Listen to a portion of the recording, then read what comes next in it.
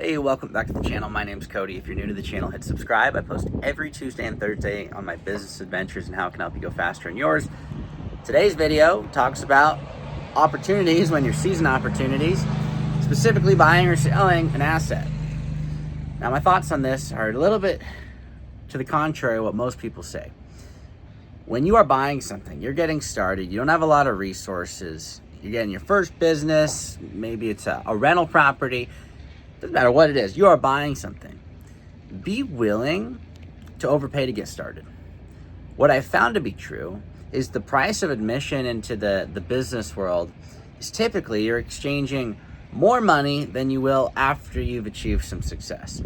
Some people have the train of thought of building their business off of lowballing properties, getting them tied up, selling the contract, or maybe they're flipping stuff, wholesaling. They're buy low, sell high. And that's cool and all, but it's gonna limit your opportunities tremendously.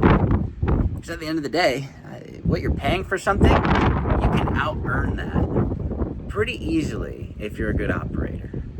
And to become a good operator, you gotta get started. You can't just sit on the sidelines.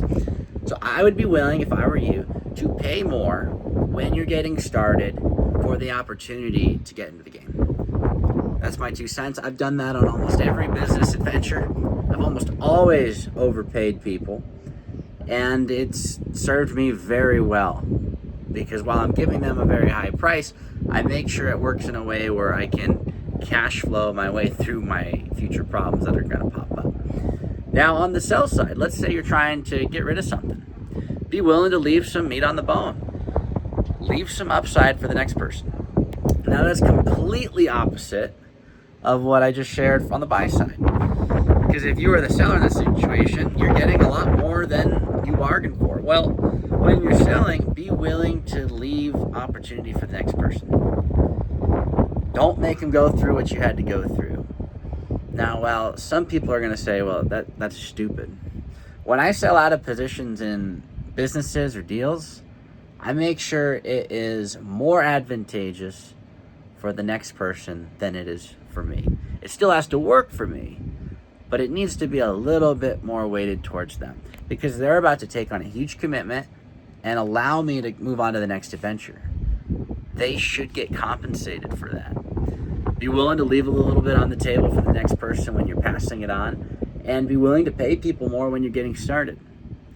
While that's not the best way to have the best margin, it's a phenomenal way to get started and be able to transition your pieces. An example of this, I wanted to buy brand new construction. The only way I could feasibly do it without a partner at that point in time was to sell one of my assets. So I sold one of my assets less than appraised value, both on an income approach, on a comparables approach. I sold it for less than I could have. But it allowed the next person to come in, feel comfortable with the purchase, left some upside for them, and it allowed me to do what I wanted to do. And when I bought the 7plex, I paid too much for it. But the thing is, you hold it for 5, 7, 10, 15 years. If you overpay a little bit, you're not going to remember, typically, if you're buying an asset worth owning, you're not going to remember the exact price you paid.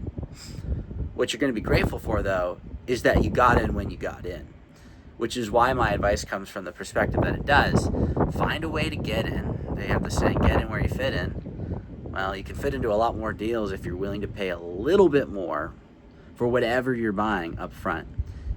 And if you need to transition your pieces, leaving a little bit more meat on the bone for the next person, that will allow you to make your transition and get into the next opportunity. Maybe it's a newer building, maybe it's another acquisition, for whatever you're doing.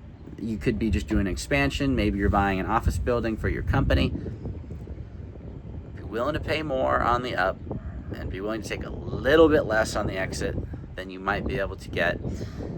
It's not the best for your margins, maybe not the best for your ego, but it could be the best thing to get you into the game. So I hope this helps out. If you like this content, hit subscribe, leave a comment, maybe hit the like button, share it with a buddy, and I'll see everybody on Thursday.